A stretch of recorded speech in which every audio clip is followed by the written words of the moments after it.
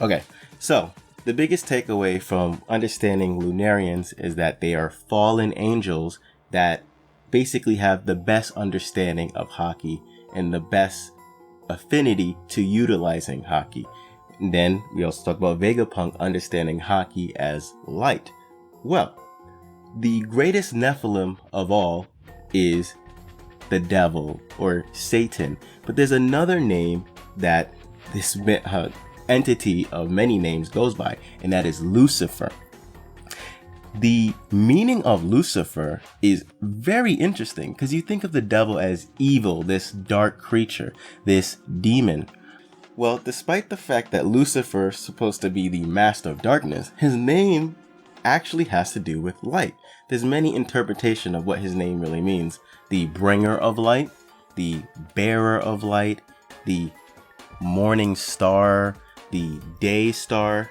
Now, obviously, I'm relating the light to Haki, but the fact that his name can mean morning star then relates to the D clan, because a morning star essentially is the light coming through in the beginning of the day. One interpretation of that is something like Venus or a random star in the morning, but it could also refer to the dawn, the sun bringing light to the day. So then that starts involving the sun god, Nika. You start thinking about Joy Boy, all these things having to do with the Void Century. I believe there is a link between the D clan, Lunarians, and the birth of Devil Fruits. Here's where things start to get real crazy. I mean, if Oda really planned this so far back, this will be one of the greatest foreshadow moments in all of One Piece. So, when Brook got teleported away by Kuma, he got sent to this place where there was a satanic cult trying to summon Satan. And they even mistook Brook for Satan. Well, what if there was an actual reason why they would think Brook looks like Satan? What if there was a particular feature of Satan or Lucifer that was sort of iconic or was definitely the thing that stood out the most? And if you look at Brook, the thing that stands out the most is his afro. In fact, it's the only thing that can stand out because he's literally a skeleton. And just look at the leader of the cult. He has a hat that resembles a black sheep. There is a symbolic meaning behind what a black sheep is. However, let's start with simple observations first. This is a satanic cult, and that is the leader. So it wouldn't be too much of a stretch to say that that hat represents Satan himself. And is it really a coincidence that putting a sheep on his head also makes it resemble an afro? I just want to preface that I am not one against or above giving people credit for their theories. I must say that this is something I've already thought of. In fact, me and another friend of mine, we've thought this before. Now, there's this popular theory of recently called Afro Peace or something like that, in which it's about how maybe Joy Boy had an afro and that's relevant to the One Piece, and I like the theory a lot. So if you haven't seen it, definitely check it out.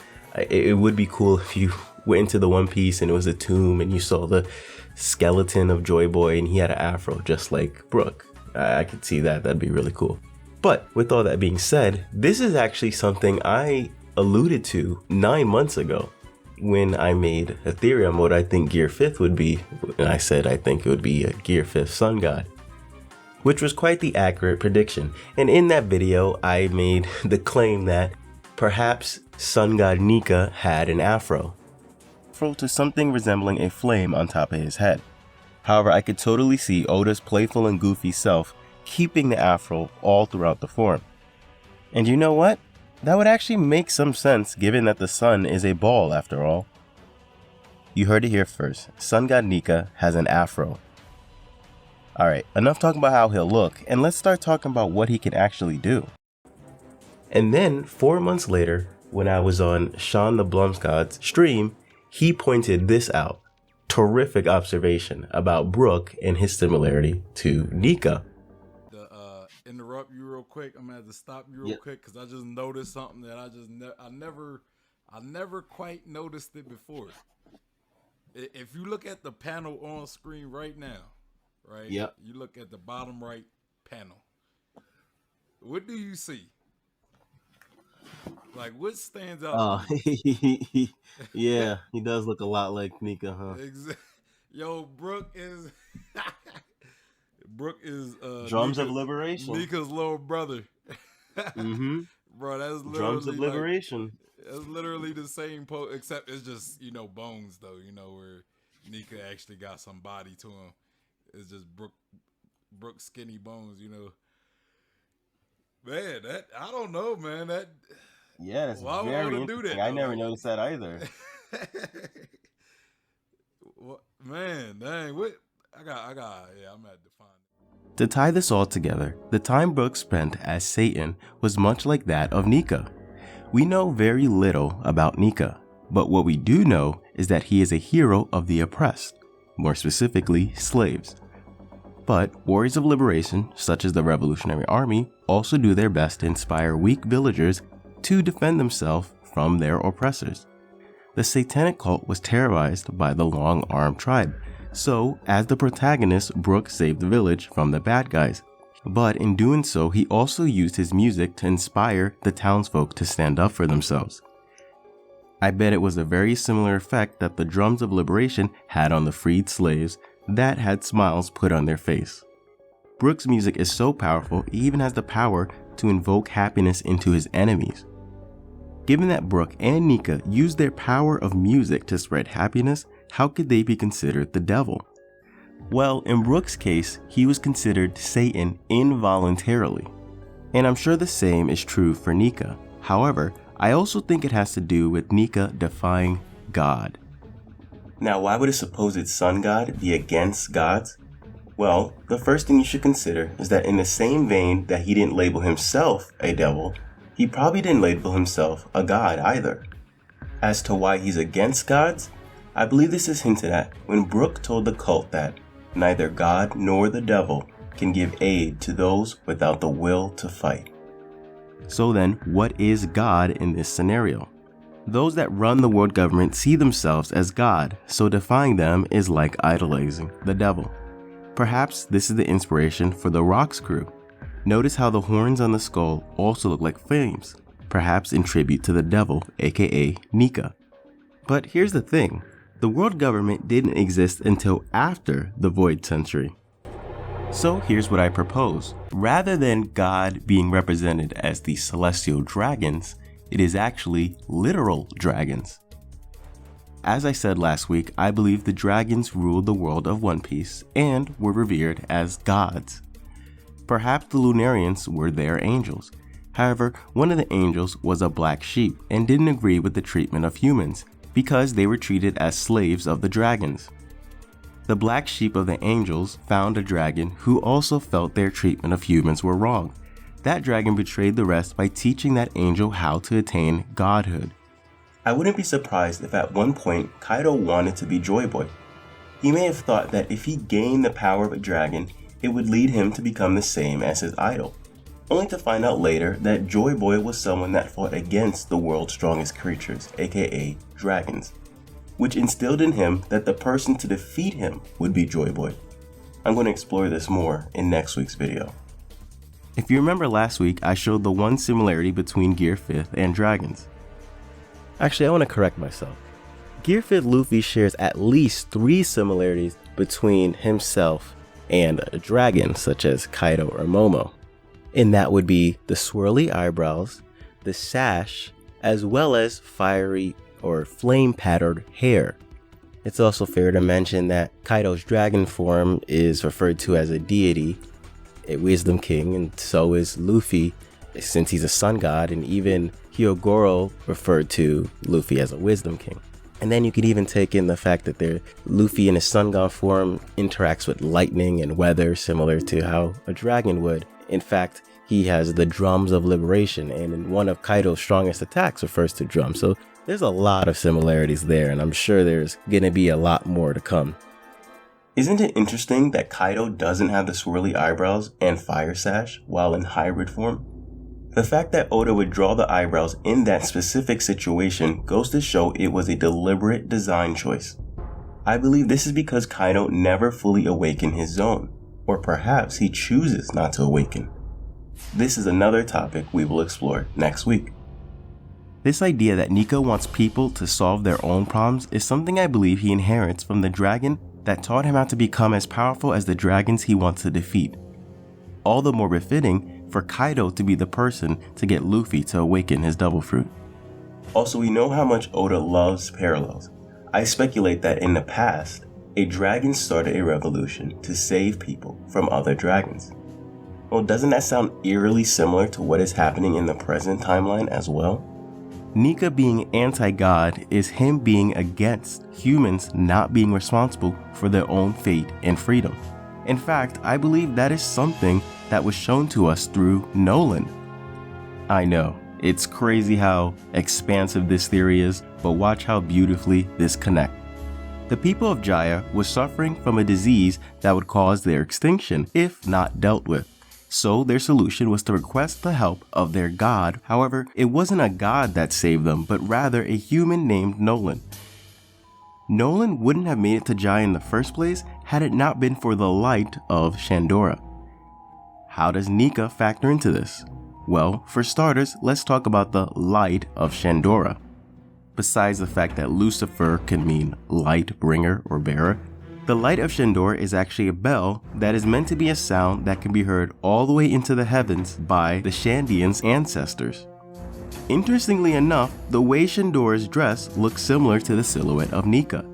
A bell is an instrument designed to make a sound. And we already know that Nika has the power to make spiritual noise. In fact, it shouldn't have been physically possible for Nolan to have heard the bell. Similar to how it shouldn't have been possible for the Heart Pirates to have heard Luffy's voice underwater. Perhaps it was divine intervention from Nika. The first thing Nolan does when he gets to Jaya is kill a god. This not only reinforces the devil narrative, but it even shows that they are willing to worship a serpent as a god. Nolan even had to cut down their sacred trees that they worshipped equally to their god.